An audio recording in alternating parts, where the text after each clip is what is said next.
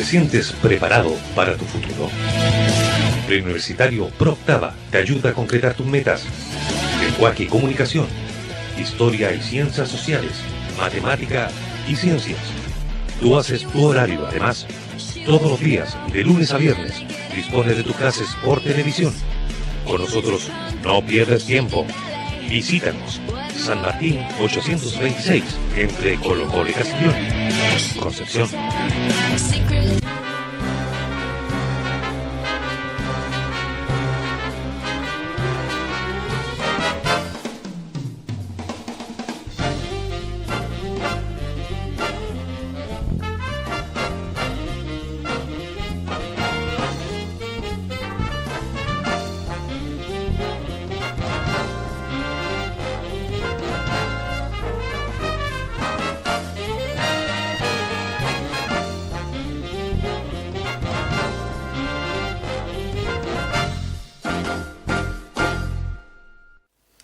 Buenos días, estimados webvidentes. Estamos partiendo con el programa 14 de Sin Filtro en la Lengua de Collado TV. Partimos saludando a nuestro director Jesús Montanar en la cámara principal. Disculpamos a Sergio Fica de la cámara auxiliar, que hoy día le tocó trabajar, algún día que trabaje. Sergio Lara, nuestro panelista estable. Acá estamos. Y nuestro invitado de la oportunidad, Patricio Kuhn, concejal de la ilustre Municipalidad de Concepción, es alcalde también de la misma. Don Patricio, buenos días. Buenos días, muchas gracias por la invitación. Ya está.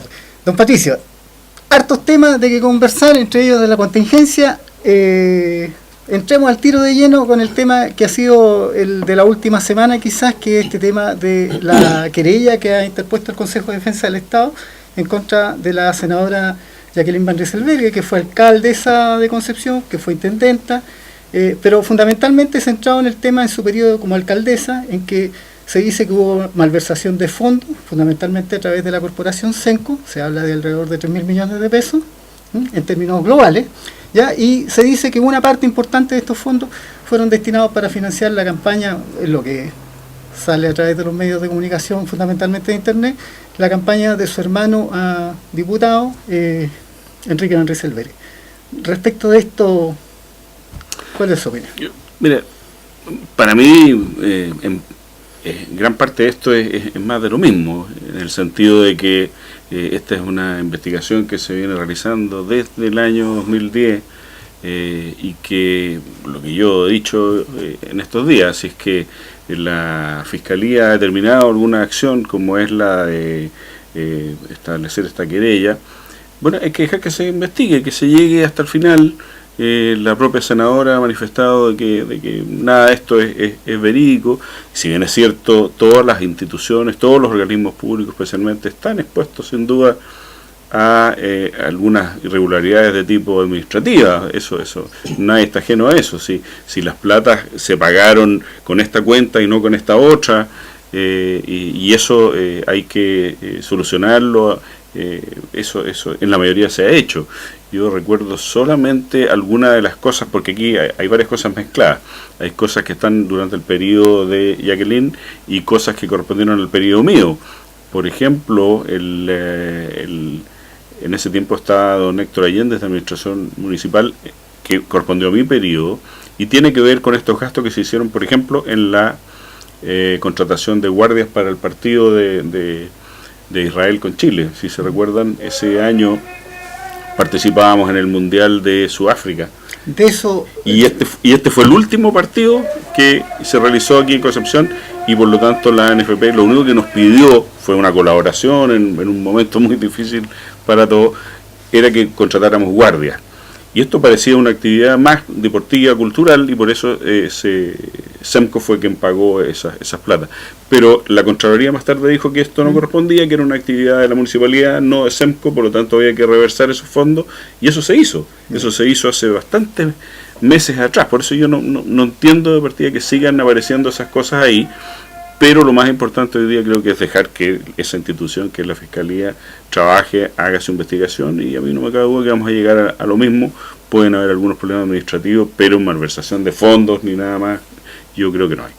Bueno, acá me recuerda un poco el tema, no es que esté relacionado, me recuerda un poco la declaración que hizo la directiva del Partido Comunista respecto a la Universidad de Arce, en definitiva en la Universidad Arce, donde se discute este famoso tema del lucro, si se lucró o no, si no se lucró, que si estas platas que en definitiva invierte el Estado en estas instituciones que son privadas para que sean reinvertidas en la educación, al final no son reinvertidas en la educación, sino que van a terminar a otros fines.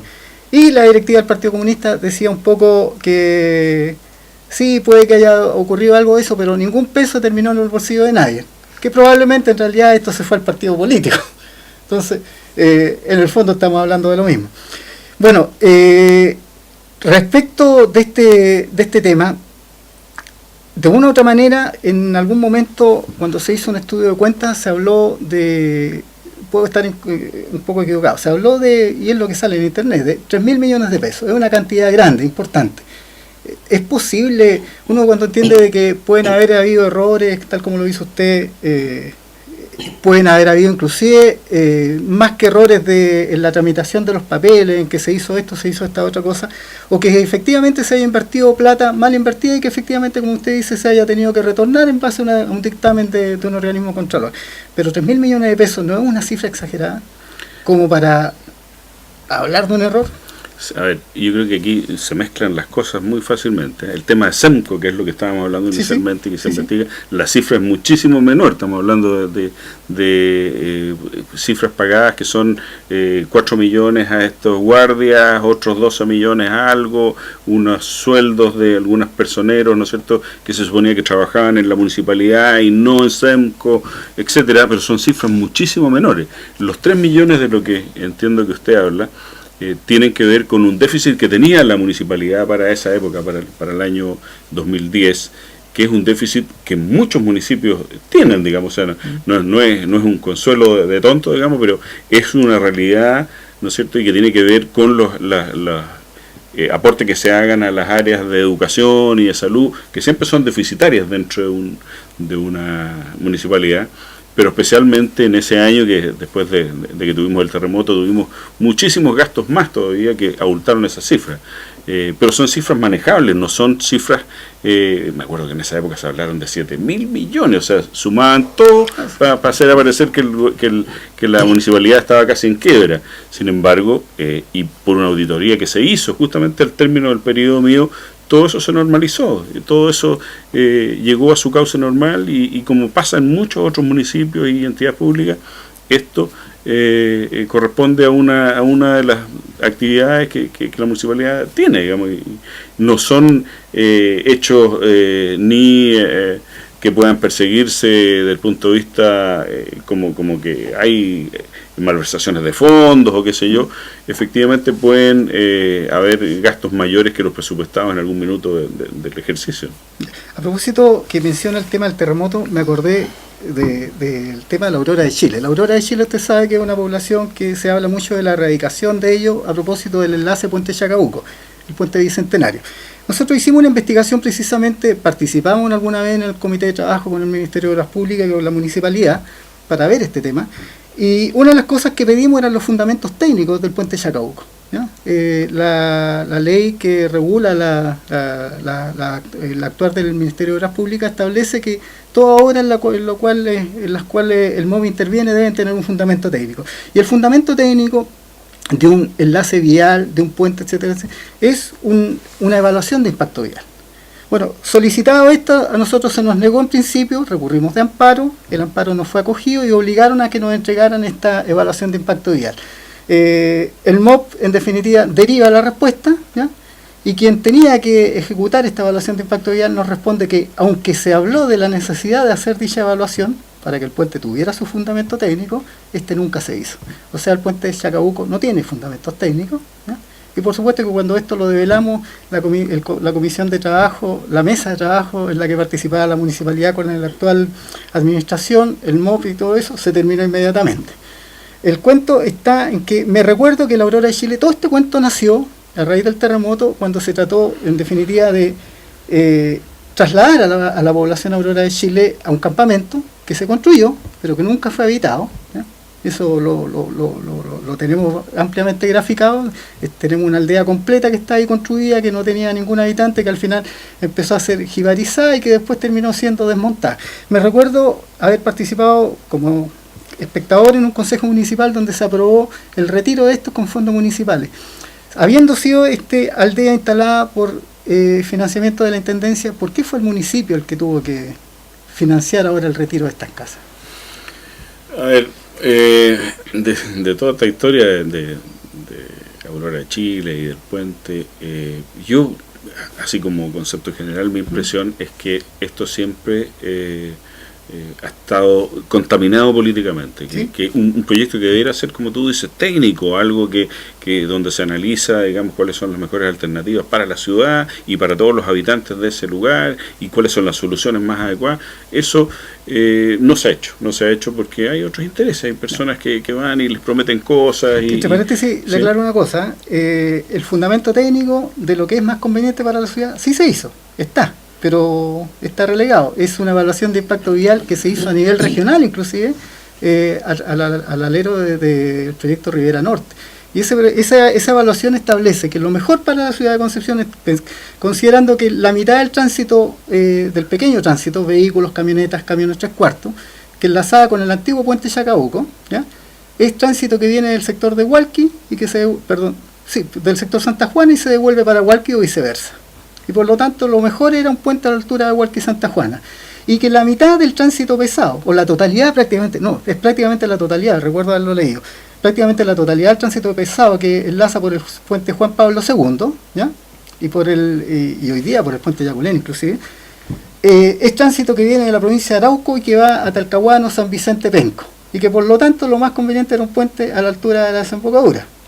Y con eso se congestiona inmediatamente todo el tráfico de San Pedro. Entonces es un tema que es bien peludo.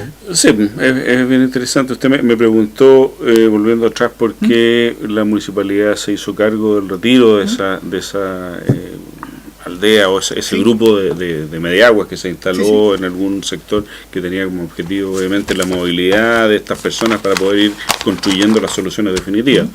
Que siempre ha sido, digamos, el esquema que yo conocí. Cuando yo recién llegué a la municipalidad había un programa donde de toda la gente que vive en ese lugar, la idea era desocupar algunos lugares para construir ahí edificios, casas, e ir haciendo la movilidad, y esto como una especie de movimiento de ajedrez, así, ¿no es cierto?, para ir dando la solución.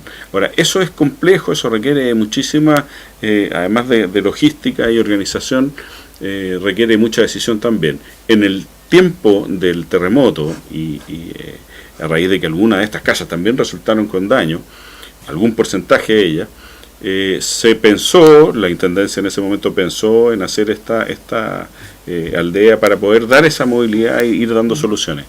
Pero más tarde eso también nuevamente políticamente se contaminó, hubo gente que quiso tomarse esas casas, hubo robos, hubo una cantidad de problemas, no hubo la vigilancia necesaria, y al final, para no perder todo ese material, la municipalidad optó por retirarlas, ¿no es cierto?, y hacer y también almacenarlas en el estadio, y se le dieron otros usos alternativos.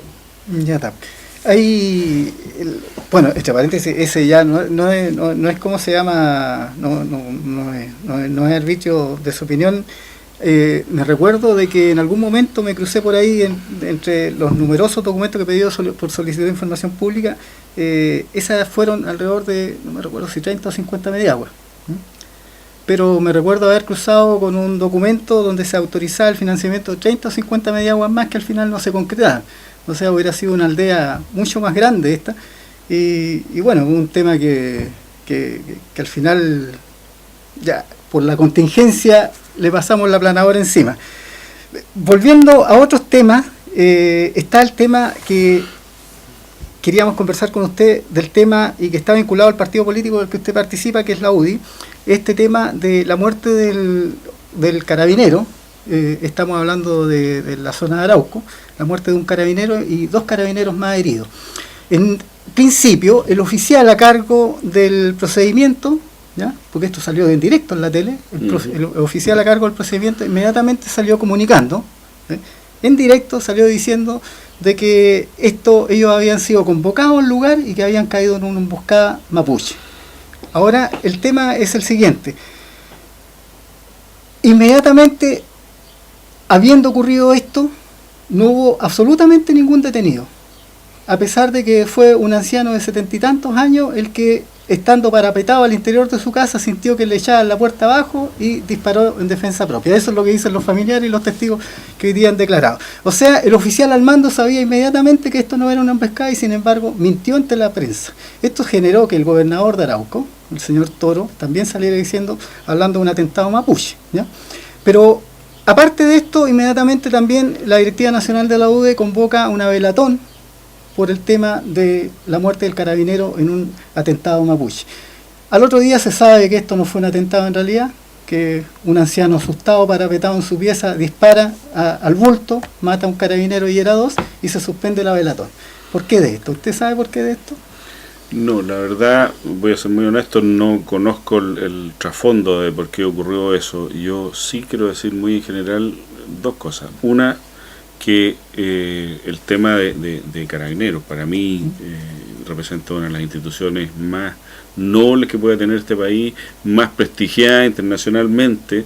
Tenemos que sentirnos orgullosos de nuestros carabineros. Las cosas que ocurren, por lo tanto, tienen que ser investigadas a fondo, porque si hay alguien que esté dentro de esas filas, que no esté cumpliendo con ese prestigio que realmente tenemos, sencillamente hay que separarlo.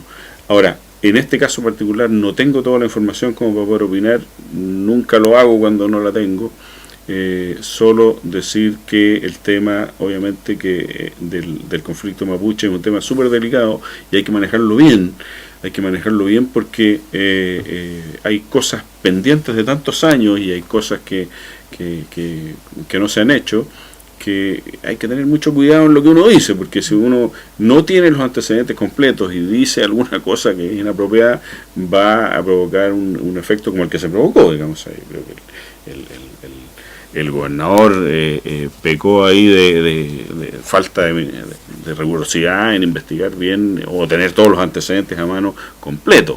Yo no sé qué es lo que lo indujo él a decir eso, pero obviamente que entiendo perfectamente el malestar de las organizaciones que se sintieron afectadas. Yo me acuerdo en la época del intendente Víctor Lobos, que sacó una declaración diciendo de que en definitiva la gran mayoría de la delincuencia en este país se debía a que era un poco peyorativo, salió en las noticias, porque tuvo amplio eco, diciendo de que era por culpa de que habían demasiados guachos en el país. Lo cierto está en que en aquella oportunidad yo me di el lujo de tomar su declaración, entre comillas, y pedirle los fundamentos de su declaración, porque él lo dijo bajo el cargo de intendente. Uh-huh. Bueno, tengo todavía la carta en donde él se disculpa y todo eso, y en definitiva, porque en las noticias en general, después cuando se le pide explicación, él dice de que malinterpretaron sus palabras. La respuesta que me da a mí es que no hay malinterpretación, sino que hay disculpas. Bueno, lo cierto está en que, sin hablar ahora del caso de Carabinero, que en definitiva, para mi gusto, porque eso me tocó verlo en vivo y en directo, mintió, porque él no podía estar equivocado respecto de que fue un atentado, y lo prueba el hecho de que ni siquiera tomaron detenido al anciano. Ni siquiera lo tomaron. El anciano, motu propio, al otro día declara de que él fue el que disparó. Y se delató. Pero está el tema del partido. Está el tema que, hablándose de un atentado mapuche, convoca una velatón, y al otro día inmediatamente, en cuanto se sabe que no hay atentado mapuche, ¿ya?, que fue un malentendido, por decirlo, en que hubo muerte de herido, se suspende la velatón. ¿El porqué de esto? Esta es una cuestión casi valórica, entonces ya aquí más que nada no sí, se yo le repito que es información que yo no tengo, no sé por qué se hizo esa velatón, no sé por qué se suspendió tampoco, me imagino que a raíz de lo que se fue conociendo en el camino, pero si a mí me hubieran convocado a esa actividad, por ejemplo, sabiendo que falleció un carabinero, ¿no es cierto?, en medio de un altercado que a mí me da lo mismo que quien lo originó, murió un carabinero, para mí claro. Eso es un hecho gravísimo. En otras partes del mundo las policías están súper protegidas. Aquí en Chile creo que cometemos el error de tener todavía leyes muy blandas respecto a quienes hacen algo de carabineros. Si no tenemos protegida a nuestra policía, ¿qué es lo que podemos pedir? Entonces, yo en ese contexto, yo le diría que obviamente que la velatón fue en apoyo, seguramente a algo que en ese momento se pensó que era un hecho que atentaba contra nuestra policía. Don Patricio, una consulta. ¿Usted es actualmente militante de la UDI? Sí. ¿Cuántos militantes tiene la UDI hoy día? No lo sé. No lo sé, yo soy militante de la UDI, mi situación es bien especial porque yo entré a la UDI creo que el mismo mes que asesinaron al senador Jaime Guzmán. Yo siempre lo había seguido, siempre y cuando sucedió ese asesinato yo obviamente que me sentí muy afectado y en ese momento dije algo hay que hacer. Yo era, desde el punto de vista político, totalmente inactivo. Y me inscribí en la UDI.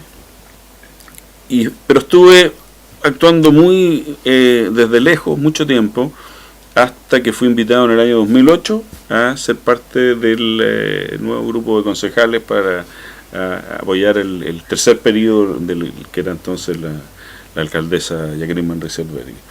Y en ese momento verdaderamente yo empecé a actuar en política, digamos, y en cargos de elección popular y ocupar cargos de autoridad, así que por eso que mi trayectoria ha sido solamente de ahí en adelante.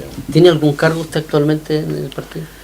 No, en el partido no, yo solamente soy concejal por la UDI en la Municipalidad de Concepción y eso fue mi proyecto inicial. Ustedes saben que yo fui alcalde a raíz del terremoto en el fondo, porque yo nunca busqué eso ni lo pedí tampoco, pero me pidieron en un momento que yo creo que nadie podría restarse hacerme de ese cargo y lo hice como una misión y lo hice de la mejor forma que pude y estoy verdaderamente satisfecho y orgulloso de ese periodo, digamos, pero ahora decidí seguir como concejal, que era mi plan original. Claro. Yo tengo entendido que los militantes de la UDI, que es hoy día el partido más grande de Chile, anda alrededor de los 120.000 militantes. ¿Con qué regularidad se hacen, por ejemplo, en su partido asambleas, cosas así, aquí en Concepción? A ver, yo he participado en algunas reuniones, normalmente cuando hay por delante algunos tipos de actividades, se hacen estas reuniones o de directivas o asambleas un poco más ampliadas. Yo creo que 1 o 2 veces al mes a ese nivel. Ahora, yo sé que hay muchas otras organizaciones como la Juventud de la UDI, que trabaja, conozco muchos de los jóvenes, digamos, que trabajan permanentemente en actividades que son, qué sé yo, los campamentos de verano, los trabajos voluntarios, una serie de otras actividades en las que habitualmente me invitan y voy, tengo una pariente metida ahí, así que tengo que ir, está mi hija trabajando en esa área, así que habitualmente estoy invitado y voy y veo que se hace un trabajo muy interesante a ese nivel, especialmente casi anónimo, diría. En estas, cuando ha ido a esta asamblea, ¿qué es lo que se conversa? ¿Se conversa, por ejemplo, las cosas a nivel general de país o cosas o cada organización o cada grupo en su región tiene temas diferentes o es un solo tema? No, se conversa de todo. Obviamente que los temas nacionales son los primeros que se tratan, digamos, o sea, hablamos de por ejemplo, todas las reformas que están ahora en curso, la reforma educacional, la reforma tributaria, antes la estuvimos tratando, y la idea es que todos estén informados y en el plano en que estén conversando o les toque intervenir, sepan de qué estamos hablando. Hemos hablado, por ejemplo, del tema del aborto, que es un tema, creo yo, importante, que en algún minuto va a llegar a esa discusión, y que creo que hay que tener las cosas muy claras en eso.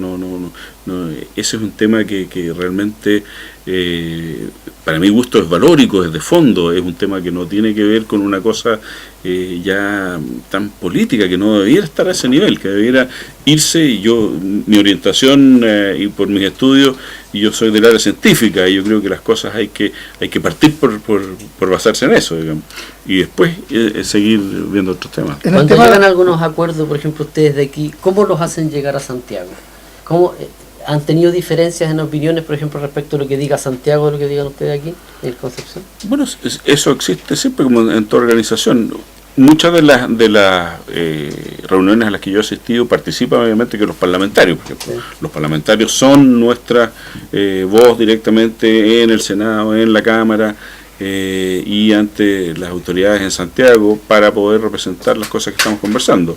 Hay cosas obviamente que son de carácter local, que nos interesan y que queremos ponerlas allá. Por otro lado, mi percepción siempre de la UDI es que no es un partido, por ejemplo, que le diga a uno qué es lo que tiene que hacer. Al contrario, están entregando la información, estamos transparentando todo y queremos escuchar lo que se conversa ahí. A veces las reuniones se extienden bastante porque todos quieren opinar. Pero, en definitiva, yo, por ejemplo, como alcalde, como concejal, jamás he tenido una instrucción de partido de hacer algo. Eso me parece súper relevante porque es lo que refleja, digamos, como somos en la UDI. Queremos todos colaborar en mejorar este país, ¿no es cierto?, pero con el aporte de todos, no con instrucciones centralizadas. La UDI, por ejemplo, es uno de los partidos que más siempre va en contra de las libertades de las personas. ¿Por qué trata siempre la UDI de imponer su punto de vista sobre los demás? Siendo hoy día, por ejemplo, 120.000 militantes, y lo más probable, por ejemplo, es que no sea más del 10% del partido el que sea activo y tal vez terminen siempre decidiendo las cosas las directivas. ¿Por qué siempre trata de imponer su punto de vista respecto a lo valórico, trata de imponer su punto de vista respecto a lo económico, respecto a lo social, respecto a lo que tendría que hacer el país?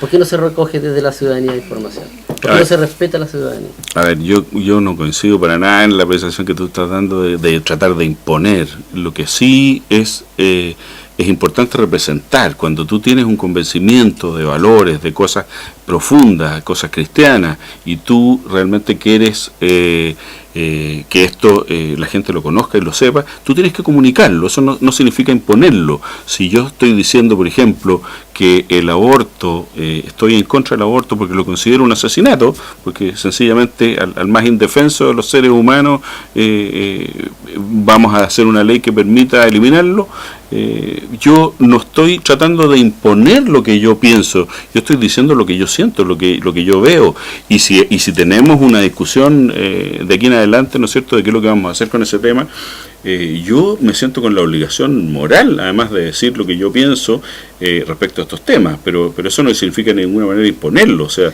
al contrario, la política siempre de la UDI ha sido estar en contacto con la gente y justamente por eso se llama UDI Popular, porque es un movimiento que basa su funcionamiento en estar directamente conectado con la gente. ¿Y dónde, por ejemplo, quedaría en ese caso, por ejemplo, si, a ver, hoy día se han hecho encuestas en Chile donde el 70-80%, por ejemplo, de la ciudadanía está de acuerdo en que exista una ley de interrupción del aborto, ¿cierto? O sea, interrupción del embarazo cuando sea de forma que eso va a provocar o la muerte de la persona, de la mamá, o la muerte segura del hijo. ¿Por qué tiene que llevarse a una persona, por ejemplo, obligarse y penalizar si ella decide no tener un hijo, por ejemplo, en el caso de que haya sido violada? ¿Por qué tiene que obligársele a tener un hijo de una persona que no haya sido violada? Mira, este es un muy buen ejemplo de lo que estamos hablando recién, de que aquí no se trata de imponer nada, no se trata de obligar a una persona a nada. Se trata de que yo, si tengo el convencimiento y el conocimiento, además de cómo, qué es lo que es realmente un aborto, tengo que decirlo. El tema de las violaciones y el tema de las malformaciones y el peligro de vida de la madre, esos son temas que están bastante solucionados. Hoy día, si nos vamos a la estadística, aquí hay un tema que hay que tenerlo súper claro. Las mujeres que están en real riesgo de su vida por continuar con un embarazo, eso es un tema que médicamente está solucionado. No es un tema, hoy día si vemos la cantidad de personas que pueden morir estando embarazadas y que se le puede atribuir a eso, son mínimas o nada, porque eso está resuelto. Eso no es, pero eso siempre es una justificación, porque en los países ocurre, y esto hay que decirlo, en los países en que se ha adoptado una ley de aborto, ¿no es cierto?, terapéutico, que le llaman, porque de terapéutico no puede tener nada, pero la terapia es para mejorar a la gente, no para matarla, pero este aborto terapéutico que justifica justamente en ese riesgo de la mamá, de la vida de la madre, termina siendo una cosa muy amplia, donde todos los abortos de ahí para adelante se justifican así. Estaba en riesgo la vida de la madre, así que finalmente se hizo un aborto. A ver, ¿usted tiene, por ejemplo, hoy día hijas jóvenes? Tengo una hija así, de 19 ¿Qué años. haría, por ejemplo, usted si su hija es violada hoy día y el resultado de eso resulta de un embarazo? ¿Qué haría? Yo, ¿sabes lo que le voy a decir? Si eso ocurriera, yo creo que podría volverme loco. Yo no le preguntaría a un loco qué es lo que legislaría en esta materia. Pero yo, conociendo a mi hija y todo, y la vida que hemos tenido, jamás optaríamos por un aborto de ninguna manera, porque definitivamente eso va contra todos nuestros principios y valores, y además por el convencimiento de que un aborto es una experiencia tan traumática para una niña, para una mujer, que supera incluso el hecho de, o se suma el hecho de esta violación. No es una solución, digamos. ¿No? ¿Qué culpa puede tener una criatura que está recién en formación de lo que pasó para atrás, digamos? O sea, ¿usted haría la denuncia en caso de que su hija haya sido violada? Por supuesto, Claro. o sea, eso es una cosa... Mire, ahora tengo una última pregunta. Desde afuera nos preguntan las personas, dice, ¿cuál es su opinión sobre el libro Nicolás tiene dos papás? ¿Qué opino? ¿Qué opinan ustedes? Yo creo que, entendiendo que la libertad de las personas la libertad es libre, como dicen, no creo que sea un material propio para entregar a los niños de una corta edad, donde se haga parecer cosas que son normales, de cosas que son extraordinarias, digamos. Yo personalmente ese libro no lo promovería, digamos, como parte de lo que los niños deben recibir. Hay un meme, don Patricio, que dice, es un meme que aparece en internet, apareció esta última semana, precisamente a raíz de esta niña violada. Hay una niña que fue obligada a tener el niño, pero habían antecedentes que decían de que el muchacho venía con malformación y que no tenía ninguna posibilidad de sobrevivir. El meme dice, Chile es el único país donde se maltrata al mapuche, se hace parir a niñas violadas y se libera a los curas pedófilos. Pero el tema fundamental es el siguiente. Podemos tener diferentes opiniones. ¿La UDI está dispuesta a discutir este tema? ¿A conversarlo? Porque obviamente nuestro panelista Sergio Lara hablaba un poco del tema de la imposición de ideas. Y usted dijo que en definitiva no se trata de imponer, pero están dispuestos sí a discutir este tema, porque durante muchos años, cuando se hablaba se trataba de llevar este tema al Congreso, en general los representantes de la UDI y de la derecha en general decían de que este era un tema que no estaban ya no a discutirlo. Hoy día están dispuestos a discutirlo. Mire, voy a hablar a entendiendo que hay que poner sobre la mesa los argumentos. Por supuesto, a título personal voy a decir que ese va a ser un tema que obviamente que hay que si alguien lo va a presentar sobre todo como moción de ley, obviamente que hay que conversar de todo, digamos. Yo no lo presentaría como moción de ley si yo fuera parte del gobierno. Eso no significa querer imponer lo mío, sino que pero cuando los temas están sobre la mesa, también hay que aportar las verdades, hay que aportar todo lo que uno tiene, todo lo que uno sabe, todos sus convencimientos.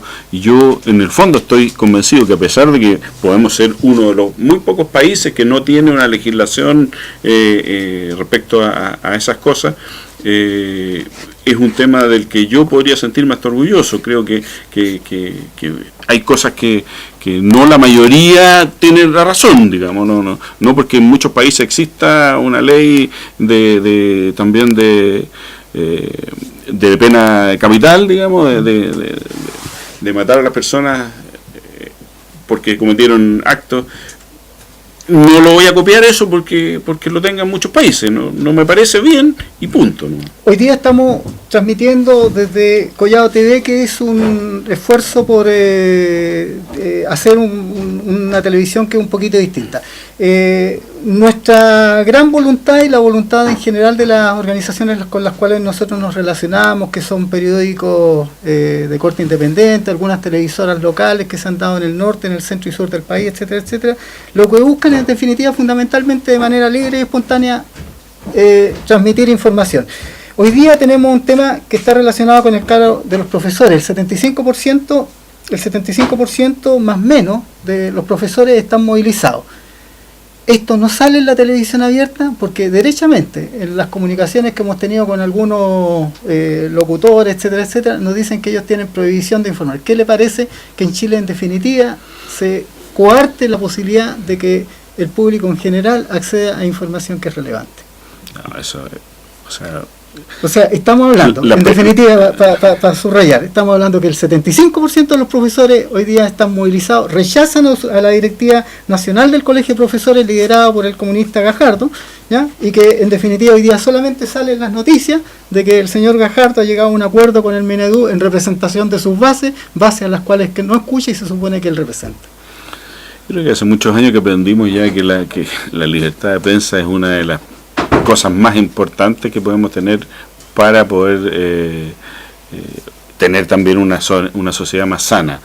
Y lo que usted me está contando, lo que yo no tenía antecedentes, me parece gravísimo. O sea, yo creo que las personas tienen que tener la información de lo que está pasando en su país, y obviamente que cualquier prohibición en este sentido me parece más que mala. Nos llega una pregunta del público en general, que se comunica a través de Facebook, de Internet. Nos dice: ¿por qué algunas poblaciones quedaron marcadas con rojo después del terremoto? Porque eran saqueadores. La pregunta es de Oscar Plasencia. Mira, yo después del terremoto, cuando ocurrieron obviamente que todos estos fenómenos de saqueos y todo lo demás, yo por lo menos jamás culparía a ninguna de las, ni siquiera a las personas que tuvieron esa actitud, digamos, que es una actitud que ocurre no aquí en Concepción, no aquí en Chile, ocurre en el mundo entero cuando hay una catástrofe de este tipo y no hay la reacción del gobierno apropiada, ¿no es cierto?, que permita establecer el orden, poner las fuerzas militares en las calles en el primer momento. Cuando no ocurre eso, nos exponemos a todo lo que ocurrió. Eso ocurrió en Estados Unidos, en otros países muy desarrollados, ¿no es cierto?, donde no se han tomado las acciones a tiempo y ocurren fenómenos como estos. Entonces, yo por lo menos jamás me atrevería a apuntar con el dedo a alguna de las poblaciones o alguno de los sectores que tuvo lamentablemente esos fenómenos masivos de psicosis, donde se produjeron los saqueos y todo lo demás. Como dirigente, a nosotros nos tocó participar, bueno, yo en aquella oportunidad y sigo siendo nominalmente presidente de una organización que en definitiva nosotros en nuestro colectivo determinamos de que los daños que habíamos sufrido eran sostenibles por nosotros mismos y decidimos ayudar a otras comunidades. Organizamos una colecta que se tradujo en 4 viajes a Tubulchico en aquella oportunidad, y en varios viajes a otras localidades además, porque esta casa, el patio, se llenó hasta las paredes de ayuda, ropa, muebles, alimentos, etcétera, etcétera. También nos relacionamos con otras comunidades y sí nos tocó encontrarnos con algunas poblaciones como la población San Ramón, la isla Andalien, en Palomares, en definitiva, en donde nos tocó participar en algunas discusiones en las que personajes que representaban a la municipalidad con su chaquetilla efectivamente mencionaban de que a ellos no iban a recibir nada por saqueadores. Sin embargo, acá tenemos el caso de la población que está acá al lado, la Villa Huáscar, población donde viven, no exclusivamente, alguna vez fue exclusivo. Hoy día ya no es así, hay mucha gente que no está relacionada con el mundo militar, pero que originalmente eran jubilados de la Armada. Lo cierto está en que en su momento, en el momento del terremoto, la directiva estaba constituida así por exfuncionarios de la Armada, y la Villa Huáscar precisamente son los que organizaron, fueron los que echaron abajo las rejas del supermercado Víquer en la época, y son los que organizaron el saqueo. De hecho, recriminados posteriormente ellos, se vieron obligados a hacer una declaración pública reconociendo el hecho y pidiendo disculpas. Y sin embargo, sí, y también nos consta, la primera ayuda que llegó al sector llegó a la Villa Huáscar.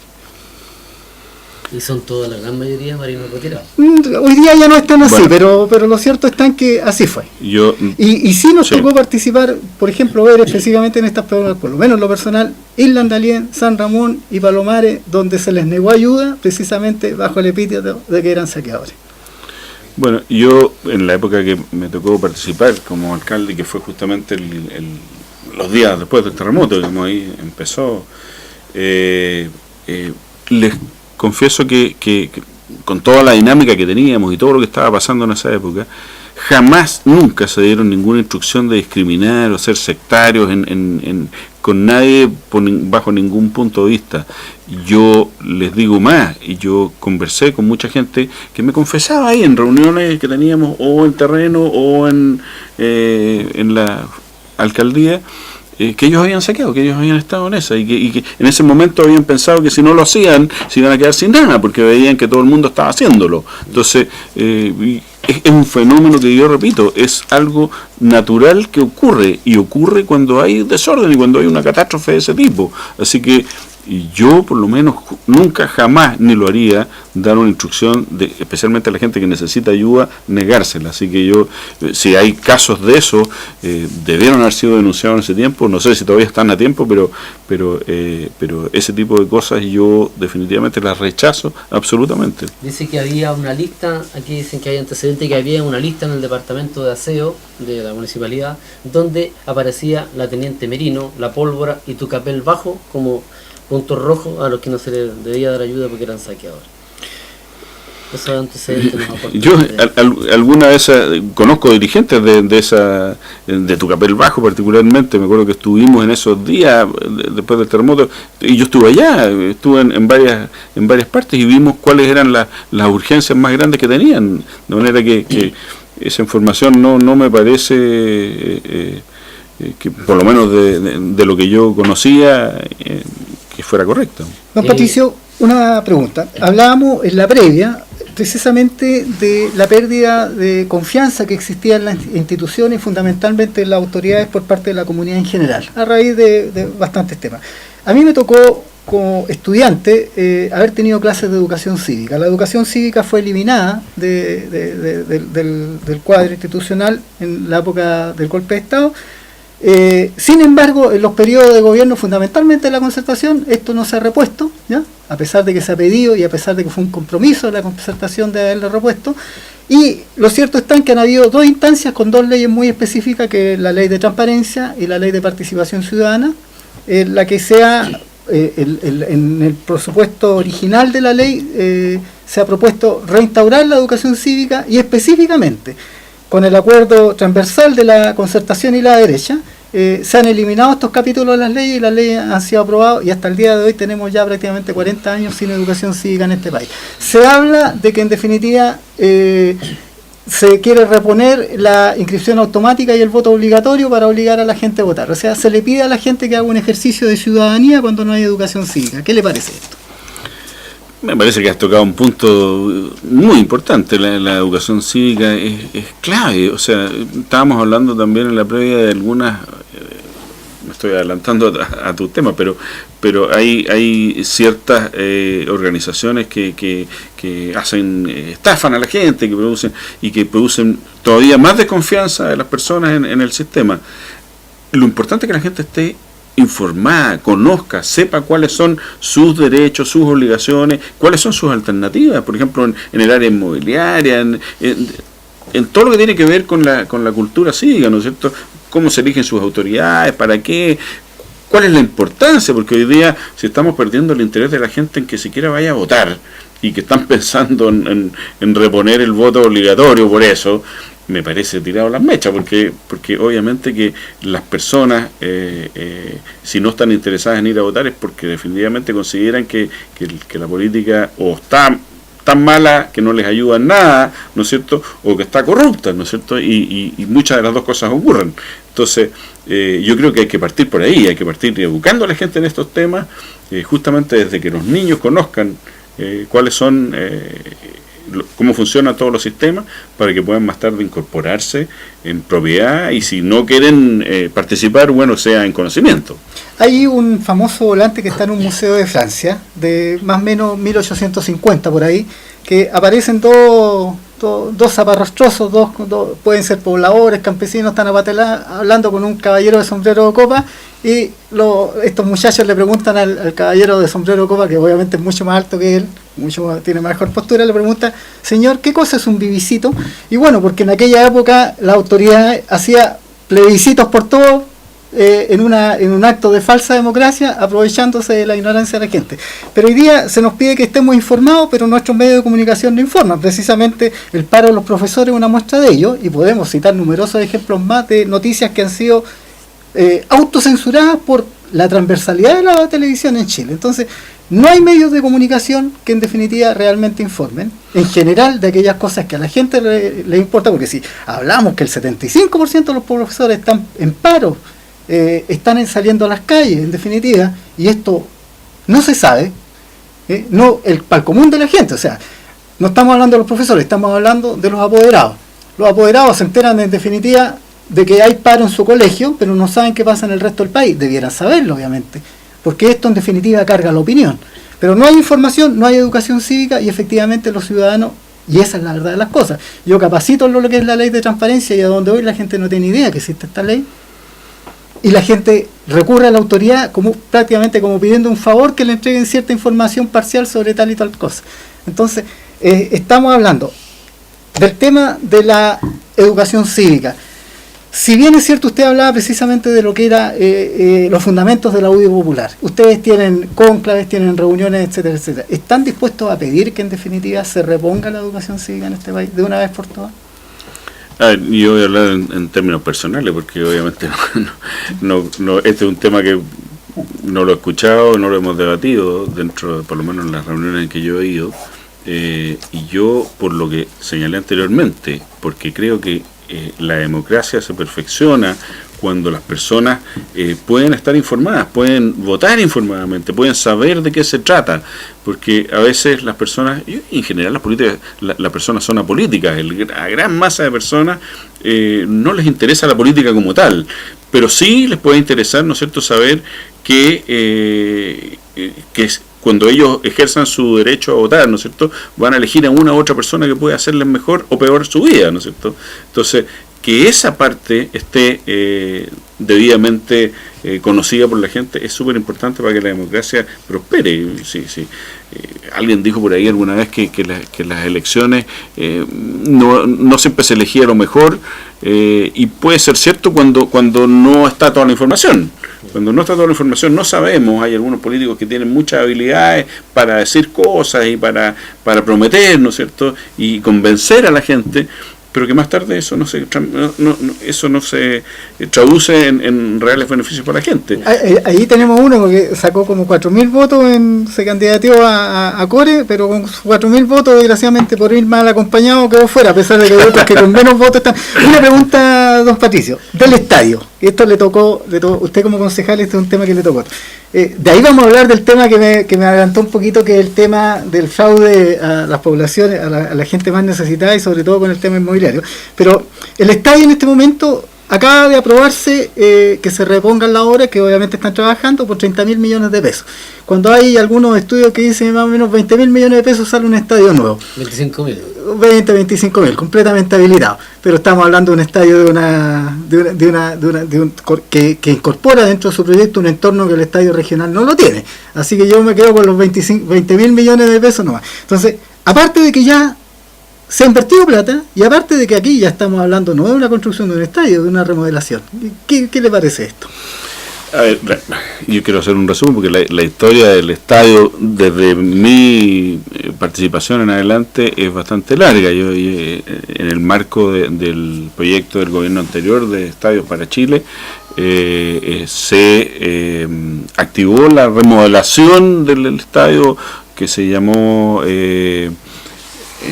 readecuación del estadio municipal, y que esto estaba como proyecto hacía años, pero no se había hecho. Entonces finalmente se incorporó este proyecto y empezó con el pie izquierdo, porque el gobierno fue bastante centralizado, y que hay que hacer mea culpa de lo que pasó. Los proyectos se realizaron en Santiago, hubo poca participación local, y una de las peores cosas que ocurrió fue que el gobierno regional, que era el que tenía que aportar la mayor cantidad de plata para el proyecto, porque el IND a través del gobierno era una parte, y el gobierno regional a través de los fondos regionales tenía que aportar la diferencia, que era la gran parte. Pero en ese momento los consejeros regionales empezaron a tratar de sacar partido de esto. Obviamente pensaron en ese tiempo que yo iba a ser candidato a alcalde, cosa que no tenía ni idea, que yo no pensaba eso. Pero dijeron, no puede ser que el alcalde se vaya a llevar aquí todos los aplausos, así que vamos a ponerle muchas condiciones. Y una de las condiciones que pusieron fue que la municipalidad quedara fuera del proyecto y lo manejara el MOP y el IND, ¿no es cierto? Y de esa manera no hubiera posibilidad de que el alcalde se luciera. eso fue partir con el pie izquierdo, porque el dueño del estadio, que era la municipalidad, quedó fuera. Y eso fue pasando por distintas etapas, qué sé yo, una peor que la otra, hasta que llegó al día de hoy y por primera vez, producto de una licitación que se hizo hace pocos días, se adjudicó a una nueva empresa y finalmente la municipalidad tomó el control de su propiedad, y hoy día se está trabajando. Tuvimos el jueves pasado en una visita programada con todo un grupo de concejales, estuvo el alcalde también, y vimos que se está trabajando y vimos que por fin esto está tomando cuerpo, digamos. O sea, se me volvió el ánimo de que esto va a alcanzar a estar listo ante la Copa América, pero más allá de eso va a estar disponible para la región y va a ser un estadio que realmente nos va a poner orgullosos, va a ser un proyecto realmente bueno. Y esto es una aposta, obviamente, que entre lo que empezó con el gobierno anterior y va a terminar este gobierno, empezó Patricio Cunha y va a terminar el Ortiz, pero haciendo todo la media culpa de las cosas malas que hicimos, también hay que felicitar hoy día, y las cosas buenas hay que reconocerlo. Hoy día se está haciendo bien el trabajo y eso me quedó claro el jueves pasado. Dentro de este costo, ¿cuáles son las mejoras que va a incorporar el estadio regional? A ver, es un cambio fundamental, porque de partida va a tener un sistema de butacas, ya no más los viejos tablones, va a tener toda la pista de recortán nuevamente hecha, la cancha se hizo de nuevo también, y todo lo que son camarines, instalaciones para distintas disciplinas deportivas, no solamente el fútbol, que está la arterofilia, hasta todo lo que es el atletismo, va a tener gran espacio dentro del estadio. El estadio va a dejar de ser usado como bodegas de la municipalidad, que eso era antes, para ser usado como un recinto deportivo. Va a estar abierto a otras disciplinas. Absolutamente. Porque aquí ocurre, bueno, esto a lo mejor le vamos a estar a Sergio Lara, que es de los empelotizados. En lo personal yo no sigo ningún deporte que tenga pelota, pero lo cierto está en que en términos generales el fútbol nos ha dado poco y ningún título, a pesar de que se concentra, cuando se habla de deporte aquí en Chile, se habla de fútbol. Siendo que existen otras disciplinas que nos han dado títulos panamericanos, como el kendo, el karate, el judo, nos han dado títulos internacionales, total y absolutamente internacionales, o sea, primer lugar a nivel mundial, ¿ya? Velerismo, en definitiva regata, remo, etcétera, nado, etcétera, tiro al arco. O sea, tenemos 20.000 deportes en este país que nos han dado primeros lugares a nivel mundial, o por lo menos hemos estado entre los 3 primeros. El fútbol tarde, mal y nunca nos ha dado algo, y ahí van todas las platas. Entonces el alcalde, usted nos dice de que el estadio hoy día va a estar disponible a las otras disciplinas. Absolutamente. Ese fue uno de los predicamentos cuando se realizó el proyecto, el anteproyecto y el proyecto, era que justamente todas estas disciplinas que han estado por años ahí consiguiendo prestado y funcionando a medias, ¿no es cierto?, tengan sus espacios propios, tengan todas las facilidades que se requieren, porque estoy de acuerdo, el fútbol puede ser el deporte más popular y seguramente el que más mueve gente, pero hay otra serie de deportes que son tan o más importantes. Algunos nos han dado obviamente que muchos más éxitos a niveles internacionales, pero también hay que considerar el deporte que es masivo, el deporte que practica mucha gente, el atletismo, no solamente los deportistas de élite, sino que todos los estudiantes, que tengan un espacio realmente y las instalaciones adecuadas. Yo creo que es un enorme logro para nuestra región. Señor Kuhn, hoy día, ¿qué le parece este clima enrarecido que está sucediendo en el país hoy día, donde se está mostrando esta polarización que hay, esta desvinculación y desafección desde la ciudadanía hacia los políticos? Y la verdad las cosas es que es un movimiento que se están cerrando, un círculo que se está cerrando, para mí preocupante. La verdad las cosas es que a mí me gustaría que nosotros llegásemos a algo de entendimiento y la verdad es que tuviésemos una revolución, pero de tipo intelectual. No, a mí no me gustan, por ejemplo, estas cosas de golpe, y no me gustan estas cosas, por ejemplo, tampoco de tomar toda la fuerza y de imponer dogmas ni imponer cosas de partidos políticos. ¿Qué le parece este clima que hay en este momento y cuál cree usted que es la responsabilidad de su partido en este clima? Fíjate que a mí me han me han preguntado si soy político, si me gusta la política. Yo siempre, muchos dicen yo no soy político, pero la verdad es que cuando uno está en cargos públicos y ha sido sometido también a elecciones populares, ¿no es cierto?, y ha resultado con distintas votaciones, uno representa lo que son los políticos. Y yo creo que la política en sí no es mala. La política, y estábamos hablando recién, puede traer muchas cosas buenas para la gente, pero sí reconozco que hay políticos malos, hay forma de política mala, y yo creo que si existe el libro del político malo, en el tomo número 1 debe decir lo que tienes que hacer para poder crecer y surgir es atacar a tu rival, a tu adversario. Cómo, cuándo y dónde, no importa, pero tienes que hacerlo, y ojalá sea alguien muy conocido, con mucha trayectoria o muy popular, porque eso te va a dar mayor relevancia.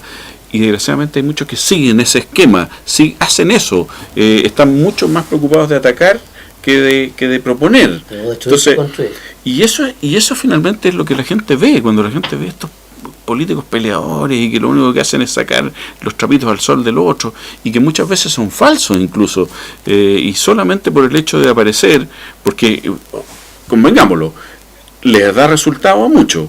O sea, aparecen en minutos de televisión, ¿no es cierto?, o de radio, o de prensa en general,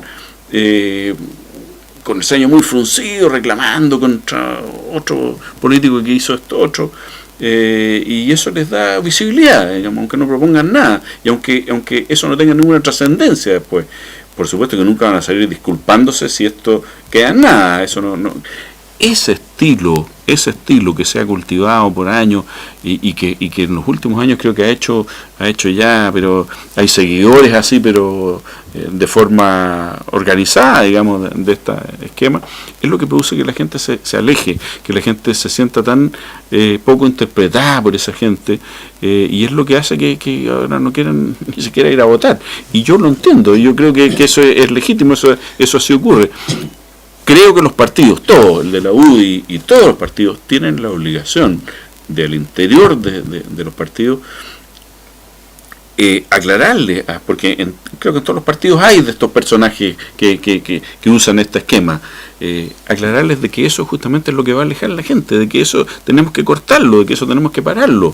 Es legítimo tener diferencias y expresarlas y estar continuamente viendo cómo podemos solucionarlas, pero es distinto que yo le voy a tirar barro al contrario solamente porque eso me va a producir a mí un efecto positivo.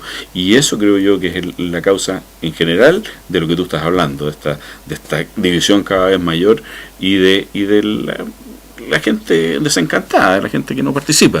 A propósito del desencanto, hoy día se está discutiendo una nueva ley de educación, precisamente a raíz de las demandas ciudadanas que impulsaron que se pusiera este tema en la mesa, un tema del cual en general y transversalmente los partidos políticos no querían hablar, fundamentalmente al interior del Congreso y del Gobierno. Una de las propuestas que llevó a la presidencia la actual mandataria Michelle Bachelet fue que efectivamente iba a poner en discusión una ley que abriera la gratuidad y por lo menos el control del lucro en las instituciones de educación, tanto de educación básica, media como educación superior.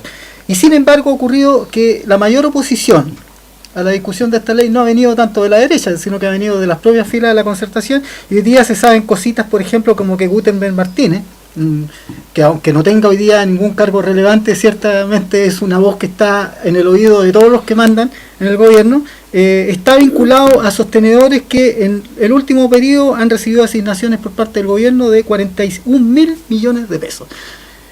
Este tema da para que efectivamente no subraya esta desconfianza que hay cuando la política, este maridaje que hay entre la política y las lucas. El presidente de Uruguay decía que el político que le gustaba la plata en definitiva tenía que mandarse a cambiar. ¿Tenemos ese problema en Chile? A ver, siempre aparece como muy conveniente y oportuno decir, oye,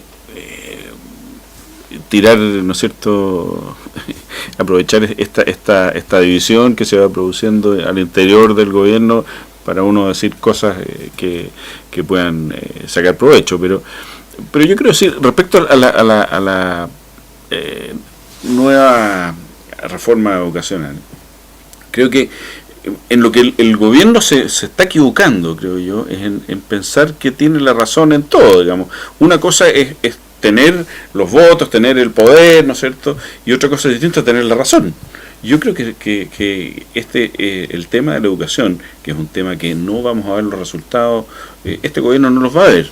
Esa es tal vez la razón por la cual los gobiernos no tienen tanto interés o no se habían metido como se han metido ahora, ¿no es cierto?, en este tema, provocado por los propios estudiantes, que fueron los que levantaron la voz,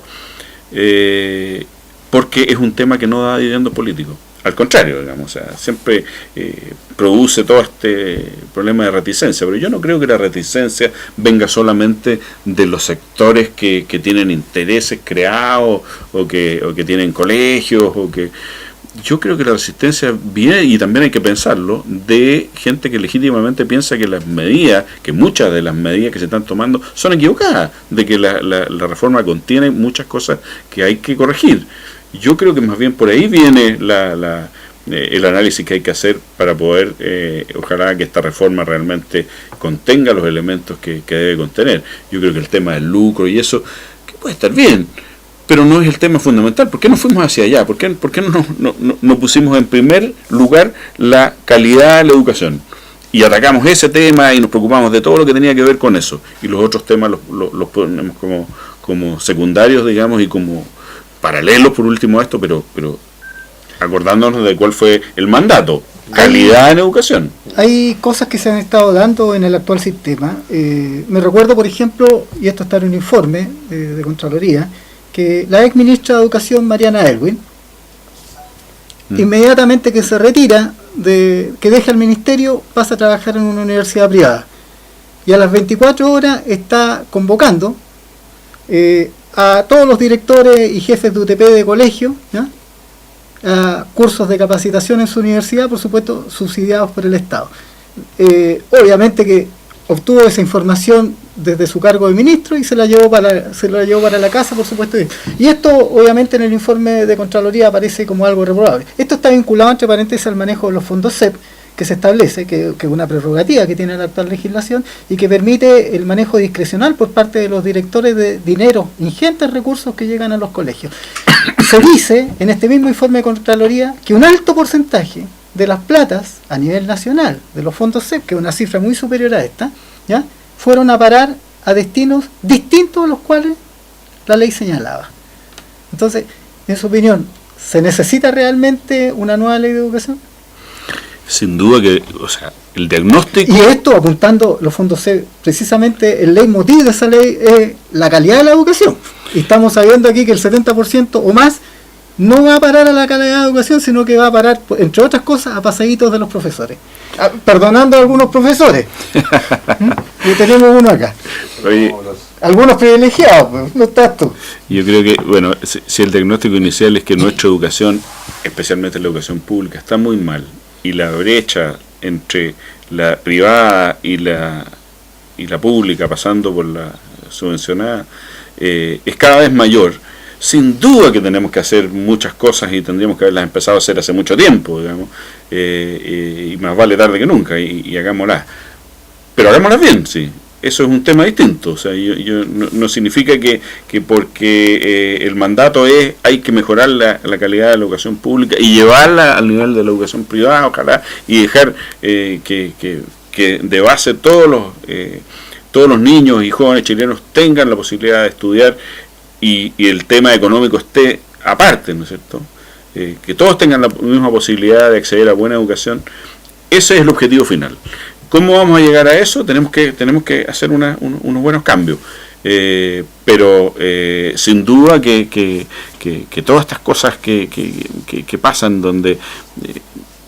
como inicialmente se dijo, pasar la planadora, ¿no es cierto?, y imponer los términos porque ahora tengo el poder, es peligroso, porque lo que necesitamos aquí es leyes que permitan que en definitiva consigamos los objetivos, no que logremos destruir a lo mejor las cosas buenas que hay y tal vez no alcanzar los objetivos que queremos. Hoy día nosotros tenemos, por ejemplo, de que hay encuestas que hablan que sobre el 80% de los chilenos quieren un cambio en la Constitución y tal vez una nueva Constitución. ¿ya? Desde el gobierno se nos dice de que la presidenta Bachelet dice que ella va a hacer una nueva constitución y tal vez una asamblea constituyente, dice, dentro de la institucionalidad. La institucionalidad hoy día no le permite a la presidenta o al presidente, ¿cierto?, llamar a un plebiscito para estos fines, porque la misma Constitución se lo prohíbe en el artículo 64, ¿ya? Le prohíbe. Se puede hacer una constitución, o sea, se puede hacer una asamblea siempre y cuando no se trate de las leyes base y siempre y cuando no se trate del plebiscito, ¿ya? Entonces, atendiendo a ese tipo de reclamos, ¿cierto?, de la ciudadanía y esta polarización política y este clima enrarecido que se está haciendo, ¿no será hora de hacer una nueva constitución? ¿No será hora de escuchar a la gente, ¿cierto?, y tratar de fijar un norte para este país? Porque este país nosotros, ¿qué es lo que hacemos? ¿Cómo lo administramos hoy día? Esta es la forma que se administra. Llega un equipo de gobierno, dice, vamos a hacer esto y esto, sin preguntarle a nadie, ¿cierto?, obedeciendo a sus intereses, ¿cierto?, y sale en gobierno. Después viene otro gobierno de otra corriente política, se pasa 2 años tratando de destruir lo que hizo el anterior, ¿cierto?, para terminar trabajando 2 años. ¿No será conveniente, por ejemplo, hacer en este momento un enlace entre un gobierno y otro y que el mandato de los gobiernos sea continuar con un proyecto para que lleguemos a alguna parte alguna vez como país? Mira, lo que tú has dicho es clave. Todos los gobiernos y las administraciones municipales en las que para mí participé yo, las cosas que no debieran llamarse gobierno, debieran llamarse administración. Son una aposta. Cada uno tiene que ir entregándole al otro lo que hizo.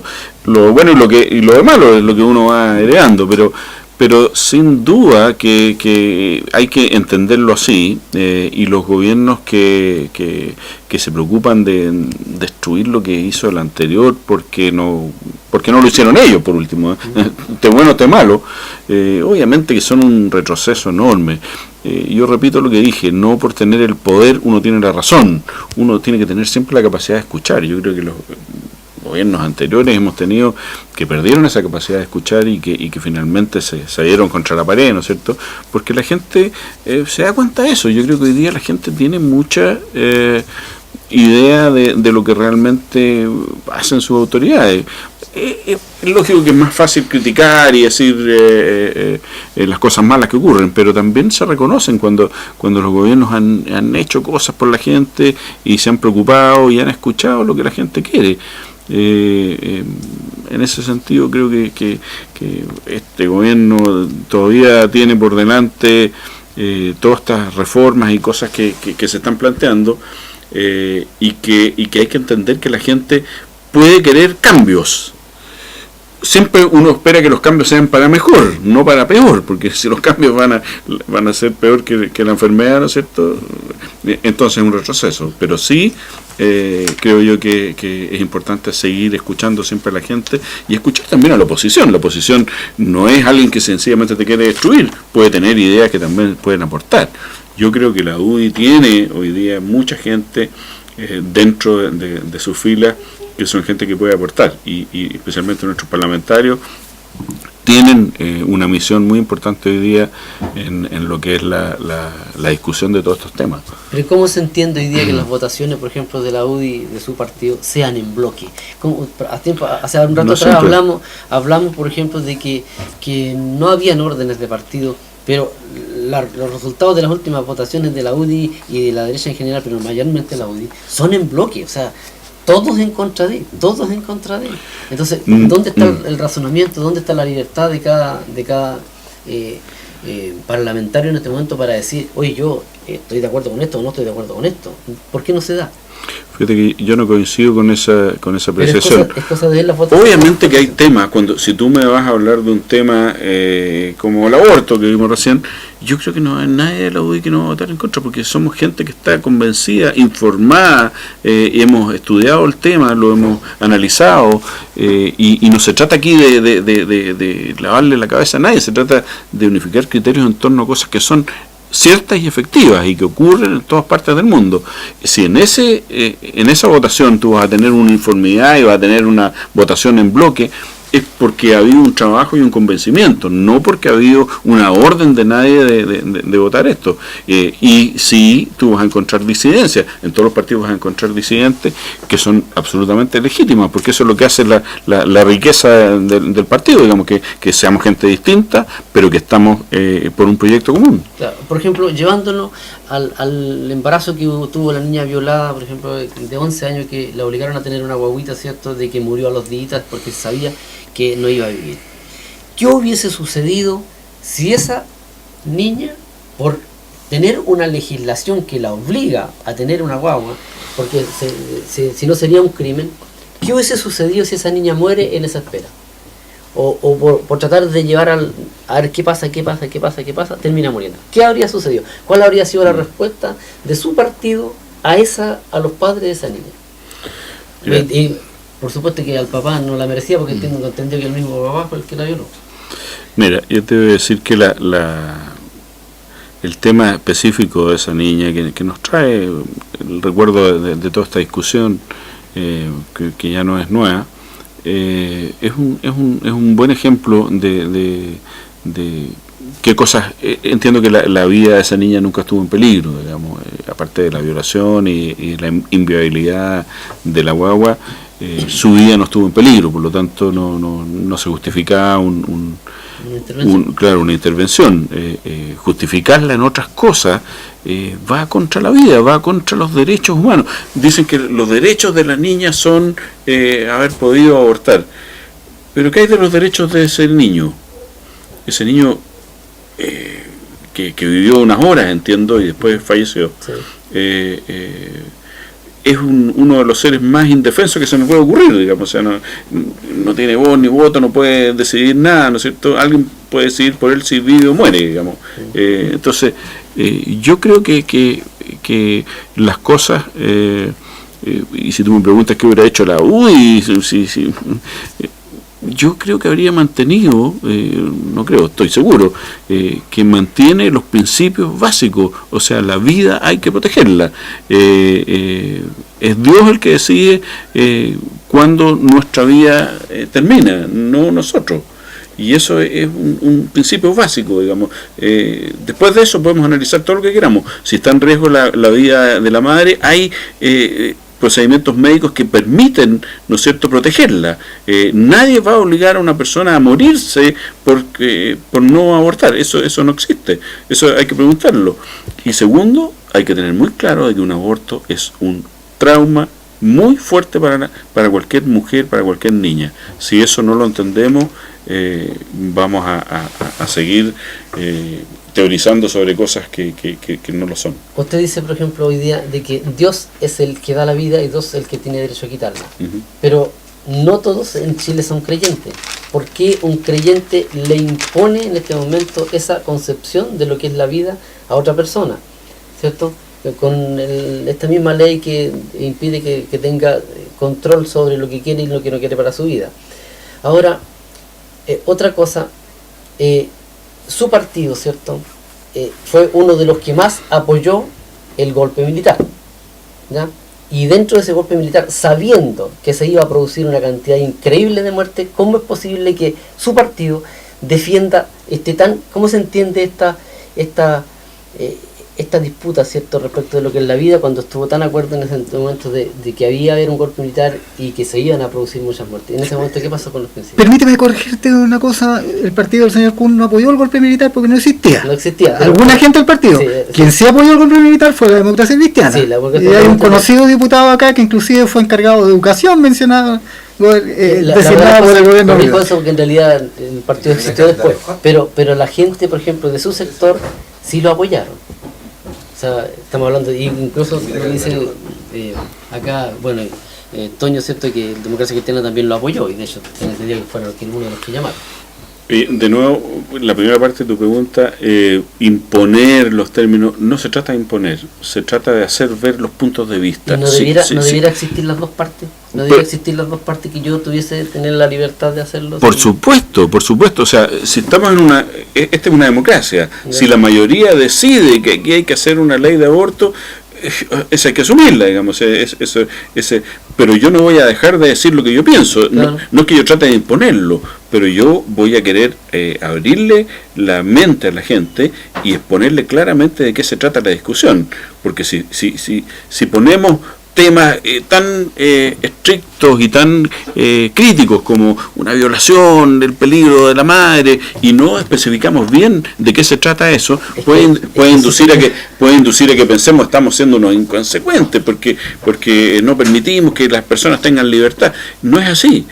Queremos que las personas tengan libertad, pero queremos que la elijan y la elijan informadamente. Solamente de eso se trata. No de imponer nada, de explicar y de dar a entender los puntos de vista y los valores fundamentales que creemos que podemos tener. Pero es una ley de aborto terapéutico, clarifica, regula esto. Yo creo que incluso más, sería más restrictivo que lo que hay actualmente. O sea, tener en este momento... Así no funciona. Es que lo que pasa es que de eso se trataría porque para que no cualquier cosa se pueda pasar por un aborto terapéutico, porque tienen que haber comisiones médicas, que tienen que haber tenido los exámenes correspondientes y los estudios necesarios como para decir que sí hay riesgo de la madre y sí hay riesgo del hijo. Pero por supuesto, por ejemplo, de que respecto a la violación, la madre sí debería tener y decidir si quiere o no quiere tener ese hijo. Debiera tener ese derecho, porque ella fue violentada y está obligada ¿Y a qué hay de tener los un derechos hijo. del hijo? Pero ¿cuál hijo si ella nunca quiso un hijo? ¿Cuál hijo? Pero ya existe. Es un ser humano. Pero es que resulta de que ese ser humano, si viene de resultado de una violación, ¿por qué una madre tiene que No tiene derecho. violentársele? No tiene derecho por eso. Es que la verdad las cosas es que debiera impedirse que no llegue a tener derecho, porque debiera regularse y hacerse antes de. Bueno, eso sería lo ideal, pero si ya ocurrió, si ya tenemos un ser humano ahí en gestación, ¿tiene o no tiene derecho? Es que con la misma, bueno, por supuesto, yo personalmente yo no estoy de acuerdo, por ejemplo, en el aborto así a diestra y siniestra, pero sí, por ejemplo, de que exista la posibilidad de que la persona tenga que decidir de acuerdo a sus libertades y de acuerdo a sus intereses, ¿cierto? Por supuesto de que si hay un hijo ya formado 4 meses, eso es un asesinato para mí, es un asesinato. Pero respecto de una violación, una madre no tendría por qué cargar con ese yugo todo su vida. Hay formas de adopción, hay formas siempre hay alternativas para eso. Estamos llegando casi al final ya de esta jornada y no quiero terminar sin hacerle la siguiente consulta, señor director. Le quiero consultar sobre este comité, ¿ya? Este es un tema que tiene que ver algo con la Municipalidad de Concepción, porque en definitiva los comités de allegado como organizaciones comunitarias funcionales dependen de lo que es la Secretaría Municipal, por lo menos para lo que es la tramitación de sus vigencias, de sus directivas, etcétera, etcétera. Estamos hablando del Comité de Allegado y Sin Casa Sabino Gómez de Concepción, personalidad jurídica número 417. ¿Había escuchado usted hablar de este comité? Personalidad jurídica número 417. Sí, no conocía en particular ese, conozco muchas. El número de personalidad jurídica corresponde inmediatamente a la época en que Concepción y San Pedro eran una sola comuna. Bueno, le cuento la historia. Esta personalidad jurídica 417 corresponde a un equipo deportivo, creo que un equipo de fútbol, ¿ya? Un club deportivo, que a la hora de la secesión de San Pedro respecto de Concepción, ellos optaron por radicarse en San Pedro. Bueno, acá tenemos una solicitud de información pública que pregunta sobre este comité y nos dicen que este comité tiene directiva vigente, se constituyó ahora en septiembre del 2014 y tiene directiva vigente hasta el 2017. Sin embargo, su personalidad jurídica es 2260. No corresponde con esto. O sea, este timbre lo que está dejando ver es una suerte de fraude. Una suerte de fraude para, en definitiva, convocar gente que necesite casa y, por supuesto, que de alguna u otra manera ganar algún dividendo con esto. ¿Y dónde está el dividendo? Un comité no puede cobrar plata. Este comité que está aquí con este timbre hizo una asamblea hace un mes atrás en la Universidad del Biobío, convocando alrededor de 800 personas, porque su discurso es que tienen un proyecto para 800 casas en el Valle Nonguén. E inmediatamente empezaron a matricular gente cobrando plata para inscribirse. ¿Ya? Entonces, esto claramente constituye un fraude. Ahora, quien aparecía en aquel momento como presidente era Rafael Eugenio Figueroa Ulloa, que es funcionario de esta constructora Montefe, ¿ya? Y que prometía estas 800 casas a cambio de inscribirse solamente por 10.000 pesitos. Pero son 800 personas por 10.000 pesitos, son algunos milloncitos. Y bueno, posteriormente llamaron a la gente que se había inscrito para decirle que necesitaban un depósito de alrededor de 50 UF porque tenían el terreno y lo necesitaban comprar. ¿Ya?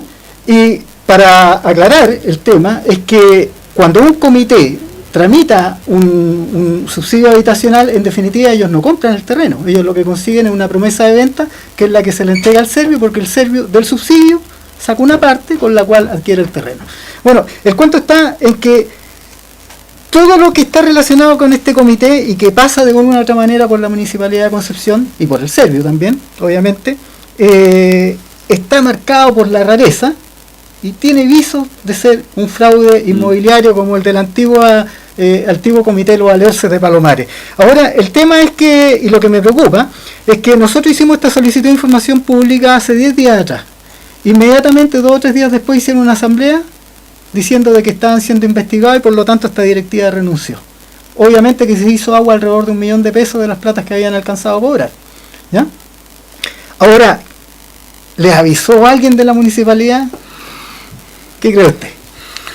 ¿Cómo ve esta cosa? A ver, yo... Entre paréntesis, se lo voy a aclarar con una carta que se la voy a hacer llegar con los antecedentes más ordenaditos. Sí, ya nos está pidiendo de el tiempo. partida, conocido yo estos antecedentes, tengo que ponerlos en conocimiento del Consejo Municipal. O sea, eso cuenten con eso porque... Y yo le voy a hacer llegar una fotocopia además de este timbre que... Porque esta situación me parece de tal gravedad, no solo por la estafa sino que por la gente que se afecta su credibilidad.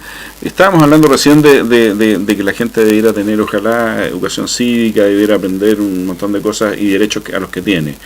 La gente hoy día ha ido conociendo y sabe cuáles son sus alternativas en materia especialmente inmobiliaria, que es uno de los sueños de todos, ¿no es cierto? Todos queremos, ojalá, poder tener un lugar donde vivir, una casa, un departamento, y si una organización como esta los estafa, obviamente que eso afecta la credibilidad de la gente, va a afectar lo que vamos a estar pensando todos. Entonces, este es un tema que hay que investigar y a fondo, y le garantizo, todos los que están involucrados tienen que ser separados a su cargo, sancionados o encarcelados, porque es un hecho, para mi gusto, muy grave. Ahora, una de las condiciones, y que entre paréntesis se supone, bueno, la ley 19.418 dice que cuando uno ingresa los antecedentes de una directiva vigente, el secretario municipal tiene tantos días, no me recuerdo si son 30 o 60 días para hacer observaciones respecto de aquellos que constituyen la organización, ¿ya? Porque ellos deben revisar el listado, fundamentalmente que sean de la comuna,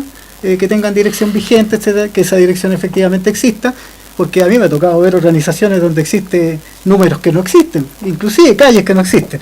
Pero, entre paréntesis, una de las condiciones para constituir un comité de allegado y sin casa es precisamente no tener casa, y aquí estoy viendo algunos nombres de gente que yo sé que tiene casa. Aquí aparece, no sé, Medel Contreras, Yolanda, no sé si será la vecina de acá del sector, que es mega empresaria, tiene casa obviamente. Y aparece el mismo Rafael Eugenio Figueroa, que trabaja en esta constructora, también tengo entendido que tiene casa, y por aquí aparecen algunas, hay otros dirigentes que nos están ayudando y que nos dicen de que dan fe de que muchos de estos que están aquí tienen casa y además pertenecen al mundo político, porque de una u otra manera como dirigentes están vinculados a uno que otro partido. Bueno, le voy a hacer llegar estos antecedentes para que lo veamos, y si es un fraude, de hecho, me parece que el haber editado este timbre con una personalidad jurídica que no corresponde ya es constitutivo de un delito. Obviamente. Así que, bueno, ese es el cuento. Estamos dando fin al programa de la temporada y terminamos con el minuto feliz y abre los fuegos Sergio Lara. Como siempre, el más tonto juega al arco. Bueno, para mí, amigo, nuevamente ha sido un gusto estar acá con el señor Kuhn. Hoy día hemos podido conversar de todo. Un gusto haber conversado con él teniendo opiniones diferentes, y la verdad las cosas es que una de las cosas que debiéramos hacer en Chile es conversar con la gente que opina diferente que nosotros, para no dar vuelta en lo mismo siempre, para poder llevar a este país a una mejor administración, a un mejor punto, y poder tener la verdad las cosas que es el mejor país que tenemos. Tenemos un buen país, somos un buen país y podemos mejorarlo. Tiene el problema que tenemos acá en la distribución, el problema está, por ejemplo, de que hay gente que se lleva mucho de la torta, que tiene el cuchillo muy grande, hay gente que tiene los bolsillos muy grandes, ¿cierto? Y entienden mal que el progreso de un país no es el enriquecimiento de unos pocos por la pobreza de muchos. Entonces dice, no, estamos todos bien. La verdad las cosas es que no estamos todos bien.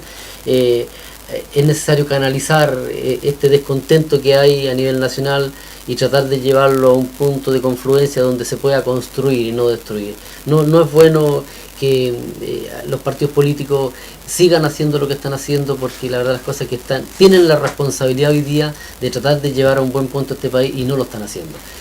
Lo que están haciendo es más polarizando este país, más llevándolo a discusión, más llevándolo al, según mi punto, nos están llevando prácticamente al precipicio y nosotros como ciudadanía podemos hacer algo, tenemos que reunirnos, tenemos que confluir, ¿cierto?, para poder darle un norte a esto, ¿no? Si nuestras autoridades entendieran de que estar arriba no es tener poder y es tener responsabilidad, tendríamos otra clase de país. Gracias, amigo, por mi parte. Don Patricio, su minuto. Gracias, mi minuto feliz. Bueno, primero agradecer la invitación de Collado TV. Yo creo que especialmente la audiencia de ustedes son vecinos y son la misma gente que vive en el sector, y hay muchos dirigentes que yo sé que hoy día nos escuchan, y yo a ellos de partida mandarles un mensaje de agradecimiento. Yo en todo mi periodo alcaldicio tuve siempre la mejor recepción y tengo la mejor opinión de los dirigentes vecinales, porque hacen un trabajo que es similar, que es político también, pero que no es remunerado, que es un trabajo desinteresado. Lo que estábamos viendo recién de este caso de posible estafa, hay que investigarlo, porque la gran mayoría de las organizaciones son organizaciones buenas que realmente producen muchos beneficios para sus propios vecinos. En todo este sector, en Nonguén, en Collado, en Palomares, conozco muchos dirigentes que son trabajadores incansables por sus vecinos para solucionar desde los problemas domésticos para adelante. Estoy plenamente de acuerdo en que las autoridades son elegidas para hacer un trabajo, para servir, no para servirse. En este convencimiento siempre tengo la esperanza de que las nuevas generaciones especialmente vayan mejorando esto y vayan entendiendo de que este libro al que yo les hablé del mal político hay que desecharlo, hay que hacer propuestas, no solamente preocuparse de buscar los defectos o los problemas de mi adversario para atacarlo, porque la gente está viendo eso y a la gente no le gusta finalmente eso. Lamentablemente ha dado resultados en el pasado, porque hay gente que se hace conocida, ¿sí? Y eso, como dicen, no hay publicidad mala, pero yo creo que la gente se va dando cuenta, y yo sí tengo esperanza de que nos vamos al precipicio, de que vamos a ir mejorando, de que vamos a ir entendiéndonos, vamos a ir conversando siempre, y yo por lo menos voy a estar disponible para eso. Muchas gracias de nuevo por la invitación. Ya está. Bueno, mi minuto feliz. Ya nos estamos despidiendo del mes de octubre. Este fue el número de octubre del periódico Resumen, donde fundamentalmente creo que más importante que el titular, para mi gusto, ha sido el documental que se ha estrenado recientemente, que es Plantar Pobreza, que habla del negocio forestal en Chile. En definitiva, efectivamente, se traduce en plantar pobreza, porque plata para hoy día y hambre para mañana, pasado mañana y el futuro. Trabajo para aparte del riesgo de incendios forestales, al construir, al llegar con las plantaciones hasta los límites mismos de la población, ya lo vimos en el incendio de Florida, hace unos años atrás. Don Patricio, el número de noviembre nos tiene que llegar, así que un llamado Resumen para que se pongan. Don Patricio, este es para usted. Muchas gracias. Quiero referirme también, y para terminar, al tema de la responsabilidad cívica. Yo tuve educación cívica y me acuerdo que una de las cosas que mirábamos con admiración a nuestros profesores, otros profesores, eran otros hombres aquellos, ¿ya?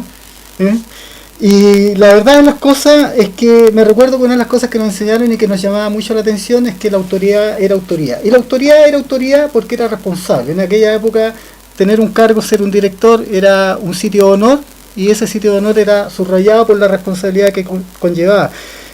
Partimos esta entrevista hablando de un oficial de carabineros que habló de un atentado mapuche sabiendo que no lo era, y esperemos que esto tenga alguna responsabilidad para aquel personaje.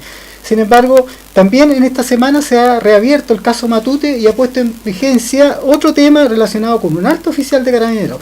Y subrayo esto porque efectivamente, siendo Carabineros una de las instituciones mejor evaluadas a nivel nacional y a nivel internacional, y como representante a nivel internacional de lo que es la institucionalidad chilena, debe cuidar lo que es su prestigio.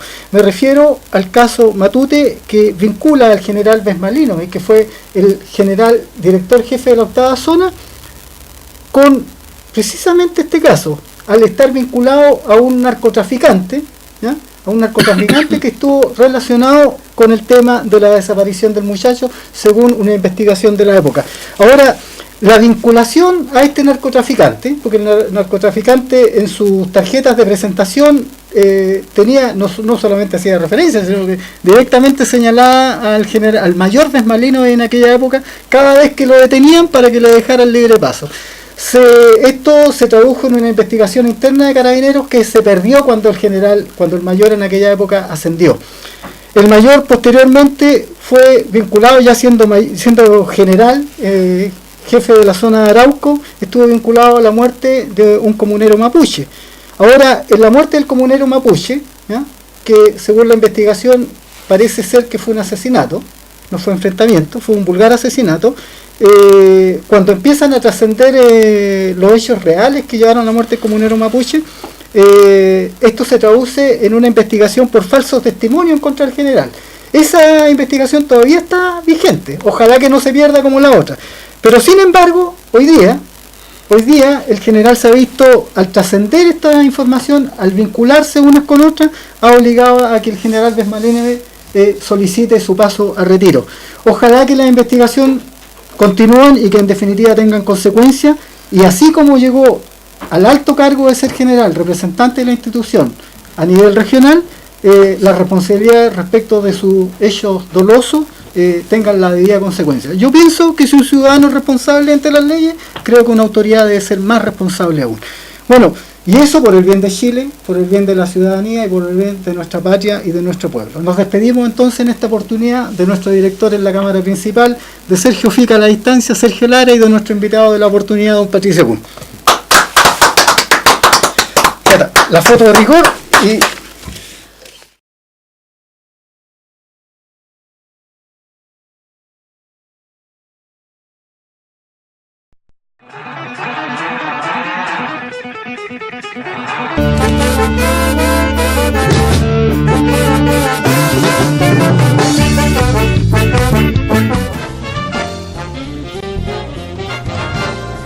Estamos dando curso a lo que viene siendo el 24º programa de la temporada, y hoy día nos encontramos con los dirigentes de la población Aurora de Chile, que está en el ojo del huracán. Mi nombre es Rebeco de la Jara, soy escritor, poeta. Estamos dando curso a lo que viene siendo el 24º programa de la temporada, y hoy día nos encontramos con los dirigentes de la población Aurora de Chile, que está en el ojo del huracán. No sé si me están escuchando, yo no escucho nada. Suenan los caluros en el escenario. Y les mandamos un terrible saludo a toda la gente que ve Collado TV.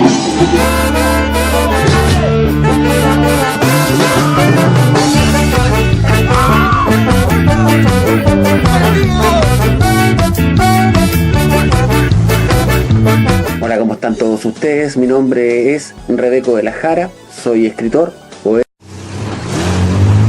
No sé si me están escuchando, yo no escucho nada. Suenan los caluros en el escenario. Y les mandamos un terrible saludo a toda la gente que ve Collado TV.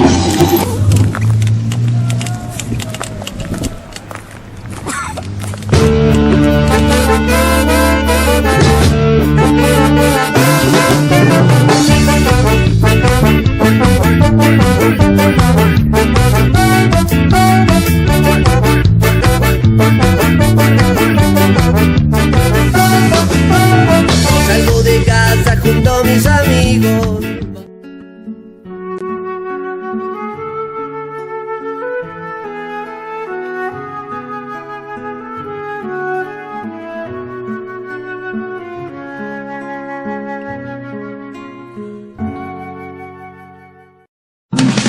¿Te sientes preparado para tu futuro? Preuniversitario Pro Octava te ayuda a concretar tus metas. Lenguaje y comunicación, historia y ciencias sociales, matemática y ciencias. Tú haces tu horario.